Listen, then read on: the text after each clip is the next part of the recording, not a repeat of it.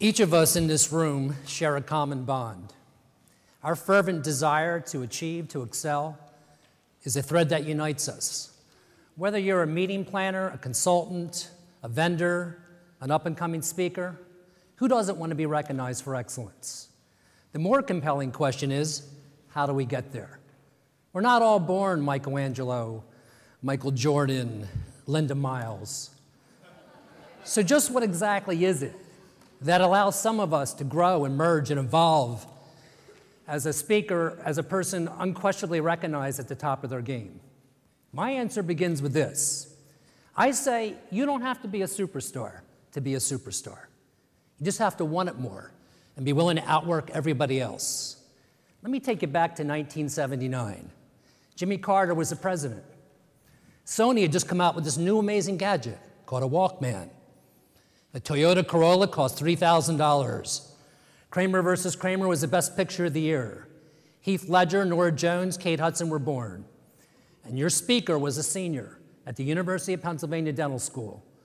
And he had just spent the past 4 years getting up early, going to bed late, working through the weekends, because he was determined to be the #1 ranked student in his class.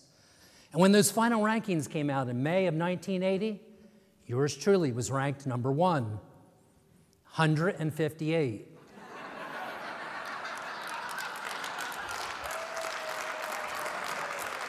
That's right. According to the grades, there were only 6 other students considered worst possible dentists than myself. And I'm pretty sure they rode that short bus to high school. So without any other options, I went back to southern New Jersey to practice dentistry, except a couple negative changes had occurred. Unemployment was 3 times higher than a national average. 25% of my population would fall into the poverty level. USA Today went on to rank my town as the 2nd worst place to live in the United States. My average day had me working on a fisherman, a retired farmer, a checkout clerk at a dollar store. We didn't have any Macy's, Nordstrom's, or Saks Fifth Avenues because we didn't have a market for upscale anything. And yet, a funny thing happened on my way to today. For the past 7 years, I've been lucky enough to be included in Dentistry Today's top clinical educators. And a modest 2,000 square foot building in southern New Jersey is considered by many the gold standard of what a dental practice can be. Ladies and gentlemen, our day today is about overcoming obstacles and still achieving your potential. Because the truth of the matter is, no matter who you are in this room, sooner or later, you're going to deal with obstacles. And if you don't know how to defeat them, they will get in your way of who you could have become. And I promise when you leave here today, you'll take a quantum leap closer to figuring out exactly what you need to do to realize your own dreams and achieve your own goals, whether it's business or personal, whether it's that $1 million income or the perfect personal, professional balance of your dreams. I can help you get there. And the first step in helping you get there is by you embracing the notion that our lives are very much like a CT scan. They're slices of moments, and it takes but one slice, one bad slice, one bad decision, perhaps going all in on your buddy's new business that's too good to be true, or maybe expanding your own business before you really investigate the parameters and the metrics, or even getting into a car that you shouldn't get into.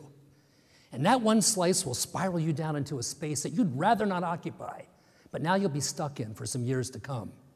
And conversely, it doesn't take 5 times as long. It just takes the habit and the practice of pausing at those momentous decision times in our lives. And sometimes the lack of a decision, the lack to go forward, will elevate you to levels of success to which you only dreamed.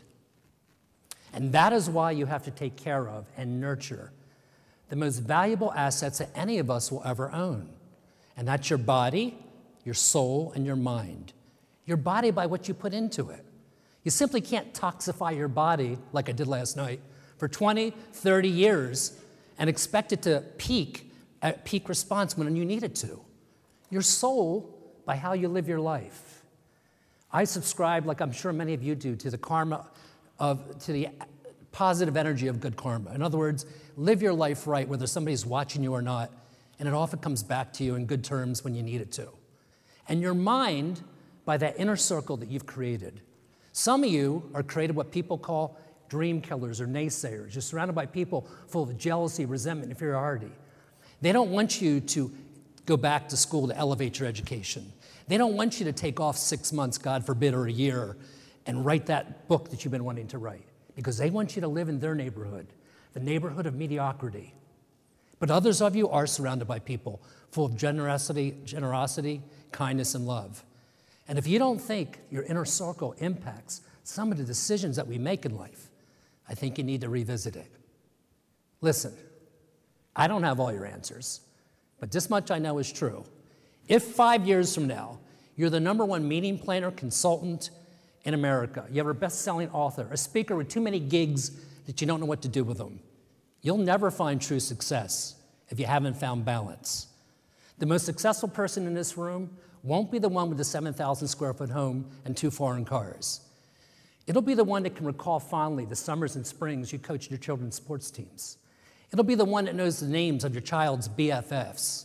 It'll be the ones of you that took time out for your partner, the one that probably started this journey with you and allowed love to be part of your life. Ultimate success requires a dual commitment to both professional and personal excellence. And it's the one arena where there's no room for compromise.